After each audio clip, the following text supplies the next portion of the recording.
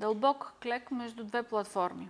Използваме две степ платформи или може да използвате нещо друго в залата, като например гравитрон. В ръцете си държите подувка, а не гира. По-удобно е, защото по този начин естествено държите лопатките си на гърба сведени надолу. Краката на ширината на раменете.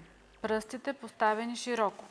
Условието тук е, когато започнете да глякате, да разтваряте допълнително колената в страни и когато се изправяте, натягате още повече колената в страни. В никакъв случай не трябва да събирате колената.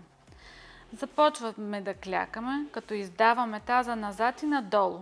При изправянето натискаме на пети и се повдигаме благодарение на мускулите на дупето. Този клек много прилича на плие клека, но при плие клека работи предимно вътрешно бедро, защото мускулите на дупето са някак си втегнати вътре в нас.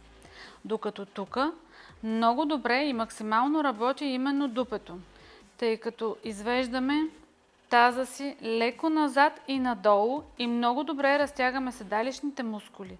При изправянето, пак казвам, се напряга допълнително дупето и се натиска на пети. Колената малко напред, но не излизат пред пръстите на краката. Максимално изнасяме центъра на тежестта на пети и натискаме на тях, когато се изправяме.